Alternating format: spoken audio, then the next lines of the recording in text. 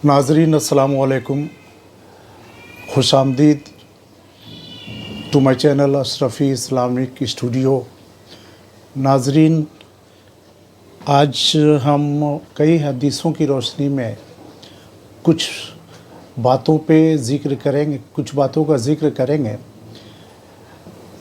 ख़ासकर जुमा के बारे में बताएंगे कि जुमा के नमाज के क्या फ़ज़ाइल है, जुमा का खुतबा, जल्दी जाने का सवाब और पैदल जाने का सवाब और बाकी चीज़ें जो इनके अंदर आती हैं, वो सारी चीज़ों पे आज हम रोशनी डालेंगे। तो चलिए शुरू करते हैं। नाजरीन, बहुत प्यारी हदीस है कि और ये हदीस मुस्लिम की है।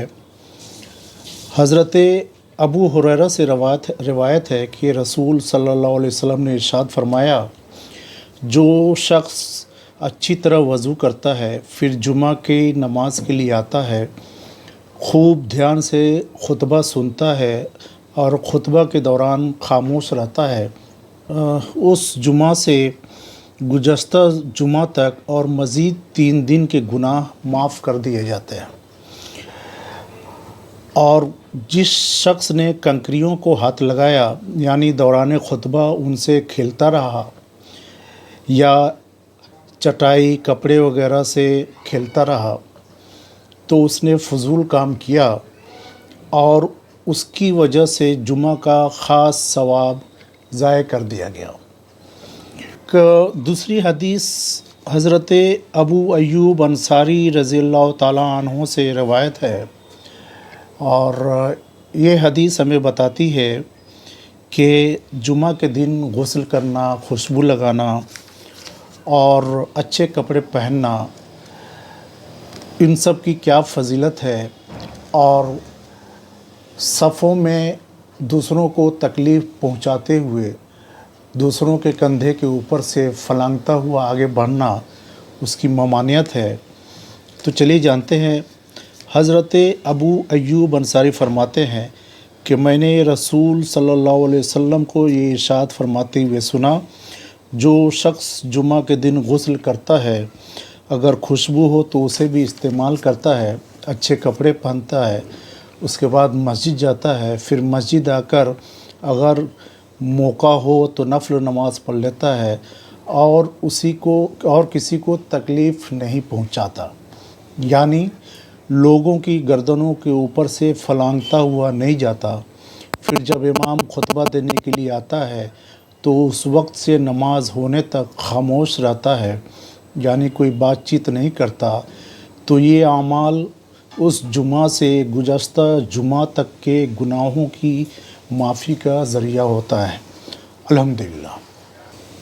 इसी से मुताल्लिक़ बुखारी शरीफ की एक हदीस है। हज़रत सलमान फ़ारसी रवायत करते हैं कि रसूलुल्लाह सल्लल्लाहु अलैहि वसल्लम ने इरशाद फरमाया, जो शख्स जुमा के दिन गुस्ल करता है, जितना हो सके पाकी का एहतमाम करता है और तेल लगाता है या अपने घर से खुशबू इस्तेमाल करता है, फिर मस्जिद जाता है, मस्जिद पहुंचकर जो आदमी पहले से साथ बैठे हों उनके दरमियान में नहीं बैठता और जितनी तौफीक हो जुमा से पहले नमाज़ पढ़ता है, फिर जब इमाम खुतबा देता है उसको तवज्जो और ख़ामोशी से सुनता है, तो उस शख्स के उस जुमा से गुज़श्ता जुमा तक के गुनाहों को माफ़ कर दिया जाता है। दोस्तों, ये हदीस हमें बताती है कि जुमा के दिन गुस्ल करना, खुशबू लगाना, तेल लगाना और जल्दी मस्जिद जाना और कितना सवाब का काम है।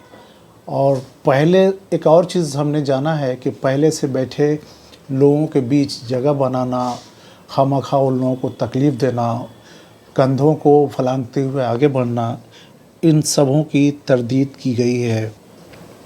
नाजरीन, बुखारी शरीफ की एक बहुत प्यारी हदीस है।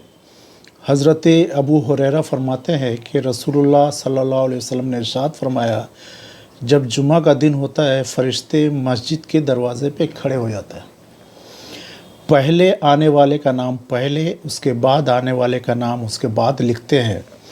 इसी तरह आने वालों के नाम उनके आने के तरतीब से लिखते चले जाते हैं। जो जुमा की नमाज़ के लिए सवेरे जाता है उसे ऊँट सदका करने का सवाब मिलता है। उसके बाद आने वाले को गाय सदका करने का सवाब मिलता है।